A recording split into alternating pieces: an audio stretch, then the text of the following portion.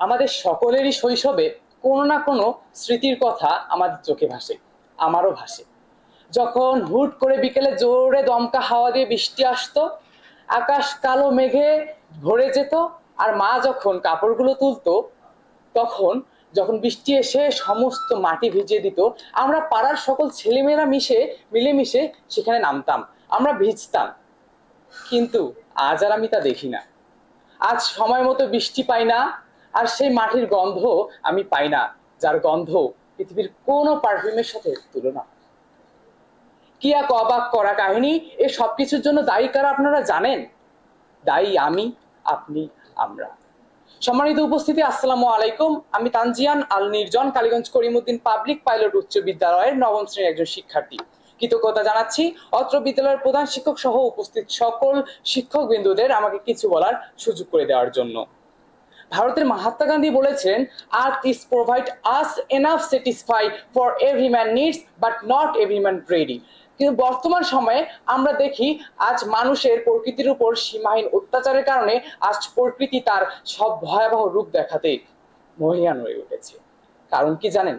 কারণ আমাদের নৈতিকতার বিসর্জন, যার ফলেই কিন্তু হচ্ছে পরিবেশ দূষণ, যার ফলেই হচ্ছে পরিবেশের ব্যাপক বিপর্যস্ততার কারণ, যার ফলেই হচ্ছে প্লাস্টিক দূষণ, যার ফলেই হচ্ছে আজকের এই পৃথিবী উষ্ণসিক্ত একটি রোলের মতো। আমরা সকলেই কিন্তু প্রকৃতির অভেদ্য কোনো অংশ নই, আমরা সকলেই প্রকৃতির এক মহান অংশ।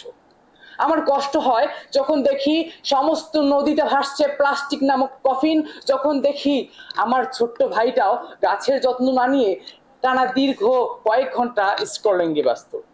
আমার কষ্ট হয় যখন দেখি বৃক্ষগুলোকে এলোপাথারি ভাবে কাটা হচ্ছে, করা হচ্ছে কলকারখানা, আর সেখান থেকে উৎপন্ন হচ্ছে মিথেন গ্যাস এবং কার্বন ডাই অক্সাইড, যা আমাদের অ্যাটমসফিয়ারকে বিপর্যস্ত করে তুলছে, নষ্ট করে দিচ্ছে। কত হচ্ছে বড় বড়, আমরা কি এগুলো খোঁজ রাখি? না, রাখার প্রয়োজনই বোধ করি না। কিন্তু এই কষ্টগুলোই আমাকে নতুন স্বপ্ন দেখাতে শিখিয়েছে। আমি ভাবি আমার সকলেরই দরকার নেই, আমি যদি আমার অবস্থান থেকে গড়ে তুলতে পারি সচেতনতা, যদি জন্ম দিতে পারি সেই স্বপ্নগুলোকে বাস্তবে, তাহলেই হয়তো আমার থেকে অন্য কেউ শিখবে এবং পৃথিবী আবার নতুন ভাবে চলতে শুরু করবে। কিন্তু কই আমার সেই সচেতনতা জেগে ওঠে? কই সেই আমার মানবিকতা জেগে ওঠে? কই সেই আমি এসডিজির দেয়া 17টি রোল ফলো করার চেষ্টা করি না? কারণ আমরা তখনই পরিবেশের যত্ন নেওয়া শুরু করি যখন পরিবেশের অবস্থা একদমই করুণ, যখন পরিবেশ আর নতুন ভাবে দাঁড়াতে পারে না, প্রকৃতি আর তার ডালপালা ছড়াতে পারে না, ঠিক তখনই কিন্তু আমরা এসব প্রকল্প নিয়ে থাকি, তাই না? তাই আমাদের উচিত আগে থেকে এসব প্রকল্প নেওয়া, যাতে প্রকৃতি তার ভয়াবহ রূপ দেখানোর আগেই আমরা তার সেবা করতে পারি। কেননা প্রকৃতি আমাদের মাতৃতুল্য, প্রকৃতির বিভিন্ন উপকরণ ব্যবহার করে কিন্তু আমরা আজ বেঁচে আছি, দাঁড়িয়ে আছি। আমার খুবই কষ্ট হয় যখন দেখি নবজাতক শিশুটি জন্ম নেওয়ার পরেই বিভিন্ন রোগে আক্রান্ত, হৃদরোগে আক্রান্ত। কারণ কি জানেন? বিভিন্ন কলকারখানার ধোয়া, বিভিন্ন রাসায়নিক দ্রব্য। আমরা যে পানি পান করছি সে পানির সাথেও কিন্তু আজ মিশছে কলকারখানার বিষাক্ত সব কেমিক্যাল, যার ফলে পানি দূষণ হচ্ছে, পরিবেশ দূষণ হচ্ছে, জলবায়ুর পরিবর্তন হচ্ছে। তাহলে আমার করণীয় কি? একজন শিক্ষার্থী হিসেবে আমি করতে পারি আমার পাঠ্য বইগুলোকে ভালোভাবে অধ্যয়ন, শুধু বইয়ের মাঝে সীমাবদ্ধ, কিন্তু আমরা বাড়তি কিছু চিন্তা করার প্রয়োজনই বোধ করি না। কিন্তু আমাদের সেই দিক থেকে সরে আসা উচিত। আমাদের উচিত সেই এসডিজির লেখানো লক্ষ্যমাত্রাগুলোকে আমাদের ফলো করা উচিত, সেসব রোলগুলোকে যেগুলো অনুসরণের মাধ্যমে পৃথিবী গড়ে উঠবে নতুন ভাবে। আজ আপনারা দেখেছেন হয়তো 2023-এর একটি জরিপে বাংলাদেশের অবস্থান এবং ঢাকা শহরের অবস্থান দূষণের দিক থেকে বিশ্বের 3য়। এটা কি আমাদের গর্বের বিষয়?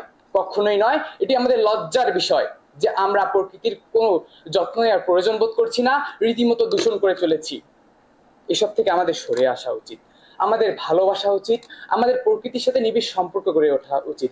একজন শিক্ষার্থী হিসেবে আমার উচিত বেশি বেশি করে গাছ লাগানো, বিদ্যালয়ের চারপাশ পরিষ্কার পরিচ্ছন্ন রাখা এবং সকলের মাঝে যতটুকু পারি সচেতনতা ছড়িয়ে দেয়া। তাহলে কিন্তু আমরা আমাদের সেই অতীতের শৈশবকে আবারও ফিরে পাবো।